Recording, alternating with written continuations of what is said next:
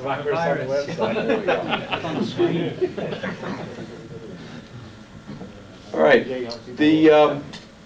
The web page, we tried to break the web page up into a couple of different areas, and we collected some statistics a while back, and there were thousands of people actually who visited the club website in the last year, and it was interesting to see where they went. The most visited area was the home page. We put the meeting announcement right on the home page here, and the computer seems to be frozen. There we go. We always put our meeting announcement right on the front page here, and you know, so everybody can check it up and check on it and see if there's any last-minute changes. And we've been able to use the web page to good effect to get some late-breaking news out occasionally to people. You know, our sad story here about losing our home. But we broke up the website into a number of areas. I don't know if you can read it from out in the audience there, but we got a section for meetings and swap meets where we try to keep the current information on the next upcoming meeting and swap meet. We got club information, which is administrative and historic information. Club programs, which is the member benefits that we offer to the membership. Library, where we store some information that people might be interested in. Photo gallery.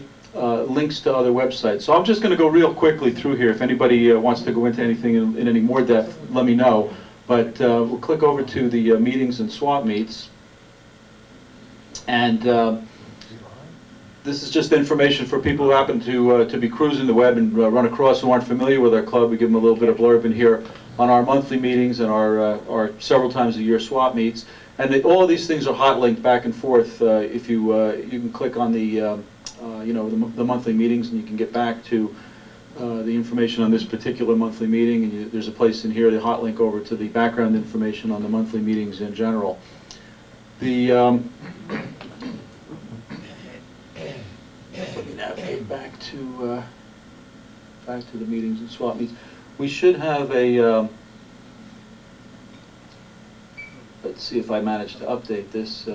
Click here to see a map of our meeting location. Nope, that's no, we're offline. This is not actually hooked up to the web right now. It's just coming on the just running off the computer.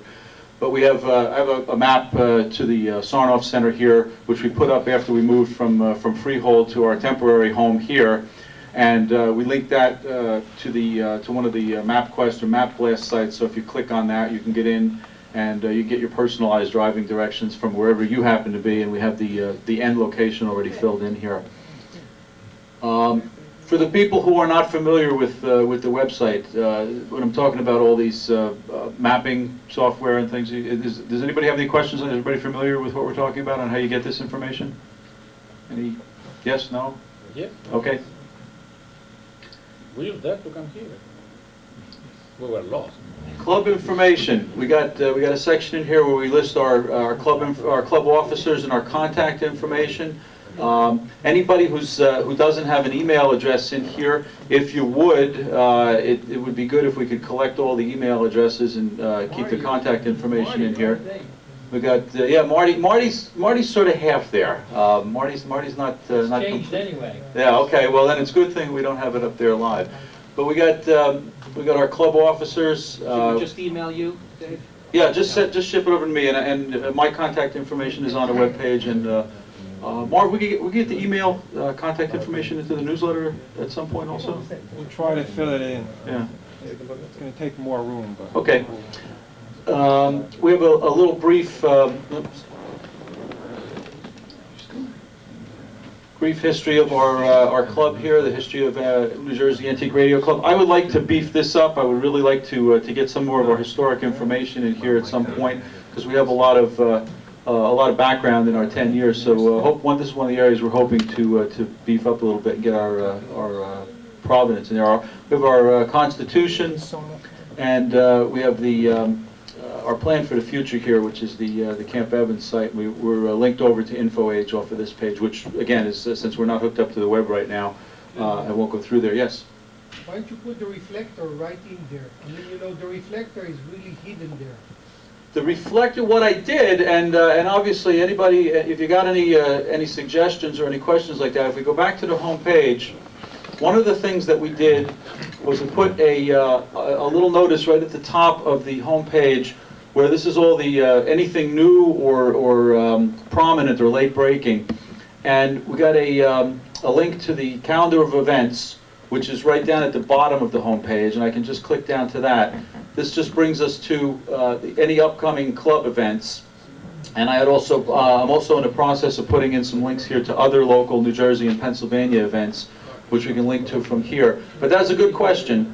And also, again, right at the top of the homepage, there's a link to get down to quick links, which is a list of things, and the very first thing on there was the email reflector. That was my attempt to get it to someplace where it was relatively easily accessible. The email reflector is really part of the club information. Mm-hmm. So you think we should put that even more prominently? I mean, it's certainly something that we can do.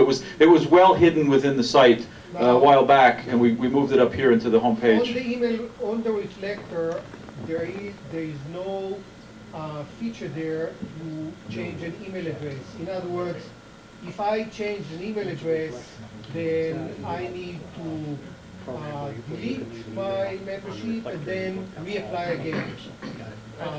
There should be a feature there that's going to enable us to change an email address. That would be a feature of the email reflector itself, which is actually John Dilks can actually speak. John administers the email reflector yet. That's run by somebody else, and we take advantage of a ham's generosity, as a matter of fact.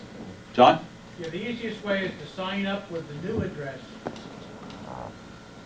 and then email me or, yeah, I guess they should email me if they're old and I can just delete them out of the list. Yeah. But what happens is if the mail bounces about 4 times, it's automatically removed from the list.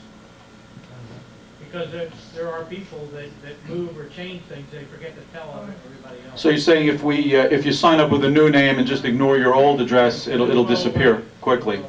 Okay, that's maybe not the most elegant way, but if it works, then it works. The important thing, if you're signing up, it has to be the exact email address that you have in your email program for return mail. So in other words, you put in an address of your own, so somebody gets an email from you, they can return a mail to you. It has to be spelled and laid out exactly the same. A good example where you could screw it up is AT&T WorldNet is worldnet.att.net, but it also works if you just say att.net. So if you're using att.net but you put WorldNet in and that's not what your email program says, it won't let you in. But those pieces come to me to ask, do I want to approve a non-member? Then I can see that you're a member and maybe you changed something, I send you an email. But easy way, sign up the new one, let the old one go. And that was a good observation too, Nathan. I mean, the email, the web page is actually, it's a good way for the club to stay in touch with the members. But the reflector is a way for everybody in the club to stay in touch with everybody else in the club, and it really isn't used nearly to the extent that it could be. I don't know, John. What's the level of activity on it? Is sufficient to keep it alive? I know, but yeah, it's sporadic. But there have been some radios listed on there for sale. Every once in a while, somebody from North Jersey contacts me. They want me to buy a radio. I'm not interested, so I said, well, can I put it on there? And I put it on and their phone number, and somebody that lives nearby might be interested. And I put auctions on, Ray's put auctions on. So it's kind of a newsy, chatty thing, and a lot of times it's last minute. So you might find out about an auction tomorrow on an email that way. We couldn't get the information out to you any other way. But that could be the single most important, web-based feature of our club, because that's how we all stay in touch with each other. Asking for help or looking for parts, looking for schematics, it all works.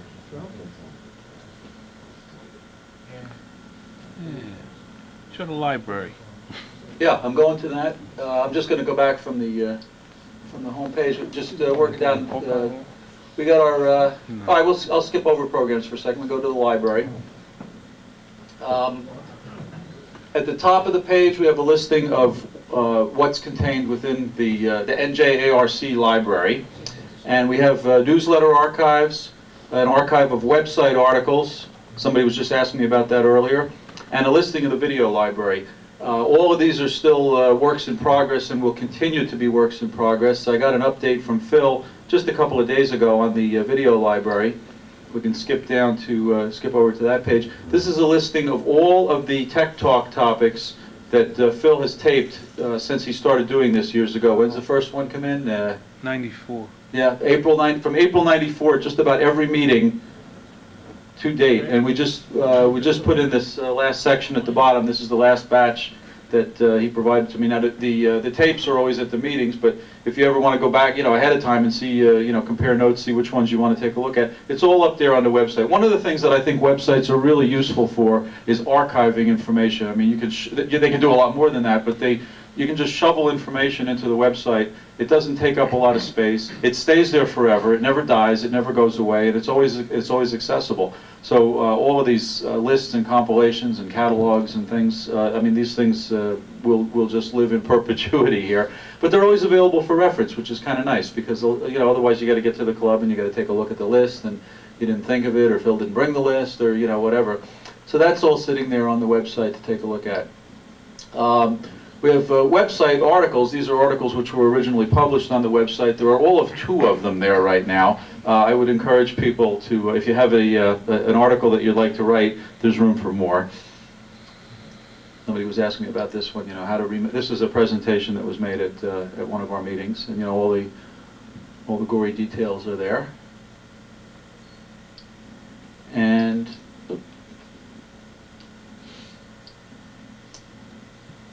the newsletter archives, which certain selected newsletters eventually, at some point in time, a long time from now, we'll hope to have all of the newsletters on the website. But right now we have whichever ones I happen to grab off the pile and scan in. But here is our first issue of the Jersey Broadcaster, Volume 1, Issue 1, Fall 1995. These are just scanned in JPEG format. Tried to scan them into where they would be a small enough file size that they wouldn't take too terribly long to download over your dial-up connection, if you have an ancient dial-up type connection like I do. But they're a little fuzzy, just trying to optimize them and get them to the point where you can still read them, but the files are small, so you don't have to wait for an hour for them to come in. If anybody thinks that they could be fuzzier and still read them, you can let me know, or if you can't read them at all, you can also let me know there. But we sort of settled on something that we thought was acceptable, and we're hoping to get at some point we're hoping to get them up in PDF format, and they'll look just like the newsletters that are mailed out to you, and we may even put them out with color versions of the photographs in them. That's on our wish list. So that's the newsletter section. That's the video library, the newsletter archives, the website articles.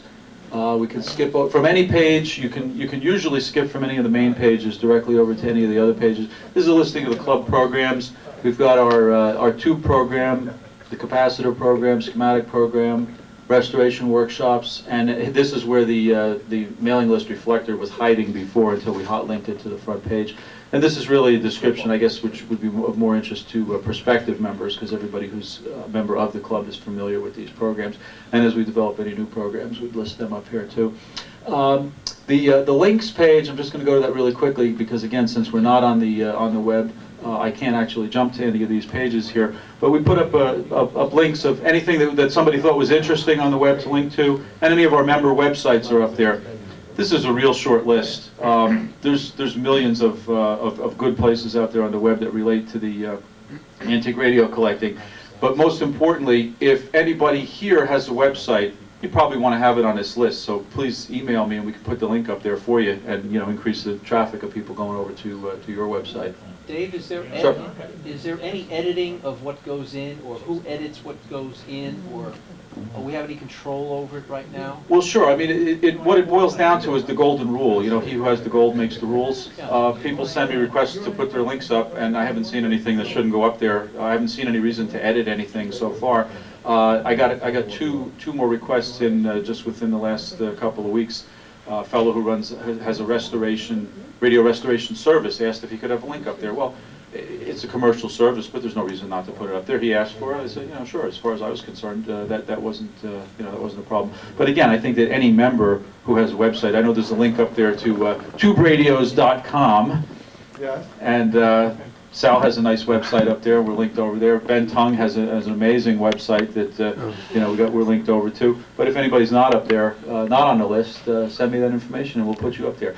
And then most amazingly of all, the highest traffic part of the website, except for the meeting announcements on the home page, Photo gallery. is the photo gallery. Sure, I see my phone. And You know, I told It's- them not to take any pictures over my head. You know, we broke it down into sections. I mean, you got all the, we're going to stash all the photos in all these different categories. And here they are. There's about 6 in there altogether, I think. Yeah. Send photos in. Send photos. People love to see photos of your radio. In fact, here's the part that I said, if there was if you were familiar with the web, we were still going to have something of interest to you. I'm announcing tonight that contrary to what I said to the board when I took over this, if you want to put up a little section on there that's like your own web page or your own collection, I think we could do that as a club. I think I can handle that. I did not want to get overwhelmed with people sending in photos and having hundreds, thousands of photos coming in. But in a year and a half or so that I've been doing this, the total number of pictures that have come in to overwhelm me has been about 0. So I don't think it's going to be an overwhelming job. What format would you like? Ideally, you could send me scanned images, digital photos, stuff from your scanner, JPEG format, email as well. But you can send me photographs too. Again, I'm guessing at this point that if you decided to send me in a dozen photographs, there weren't going to be 100 people that were going to do that one day. I could handle that, and I'm offering to do that. So we can build up a nice photo gallery section here, restoration projects, photos of your collection, anything like that. Obviously, people are really interested in this. They think it's really cool. We have a fair amount of space on the website itself that we can use. We're a long way from using up the amount of space that we have available. So this is an open invitation. Send over the photos and we'll put them in there. That's the part that people want to see. How much space do you have? I think we're on like a 20 megabyte server right now or something, which could start filling up quickly. Those newsletter scans are, they started sucking up a fair amount of space, which is why we want to get over to the PDF format, which takes up a lot less space. And if people really respond and start sending in a lot of photos, that can fill up a lot of space too. But the space is really not an issue because we're pretty far from filling up our quota yet, and there's lots more space that can be had very inexpensively if we should start bumping into the space that's allocated to us right now. Check every once in a while back with your provider's webpage, because the competition's getting more fierce out there and they're giving more and more space, but they don't go and tell you that. Right. You gotta find out on your own, so you may have more than you think you do. It's kind of like renegotiating your credit card bill, Well, eh? it just happens, but they don't tell you. Yeah. It hasn't been an issue because up till now, we've been in no danger of exceeding our relatively modest allocations. But one of the things that I'd like to get more of on the website is some streaming video. That's been one of my personal goals, and to get some of the tech talks up there and some samples from some things. That'll start sucking up some space and some bandwidth. So we'll need to be a little bit careful with that. And I'm just gonna hop back to the home page because I actually don't have it on the photo gallery page. But I have a link here to we had a club exhibit at the Trenton Computer Festival, and this is an example of the photos. We just plastered up a bunch of photos here, and let's see. Here's a long shot. So here's the club display that we had set up out there, and we just took a bunch of us took some photos, and I just took and put them up on the website here, and people got a real kick out of this. Here's Steve Goulart in his petting zoo. Still trying to get rid of that scope, huh? 400 pounds. There's a very happy looking collector in front of some nice stuff. Yeah. You found that radio out in the flea market there. And here's my favorite shot from from our display. Here's your club president. Is that powered? Yeah. Power, got a battery. Anyway, so that's the quick abbreviated tour. And oh yeah, and I didn't. Contrary to my philosophy of easy navigation, this particular section I just realized when I put it on the computer here has no easy way to get out of it. So back out of it. We're back to the home page. That's not everything, but that's a quick tour of the New Jersey Antique Radio Club webpage. Any questions? Sorry. What program did you use to do the thumbnails and the pictures? I downloaded a thumbnail generator off the web. I don't even remember. There's dozens of them out there. It was a you know, a shareware thing with a trial version, and I decided to see how well it worked. Does a nice job. It did a nice job. It's sort of limited in terms of it. You know, for example, it doesn't let me work within this layout, which we designed for the web page, but.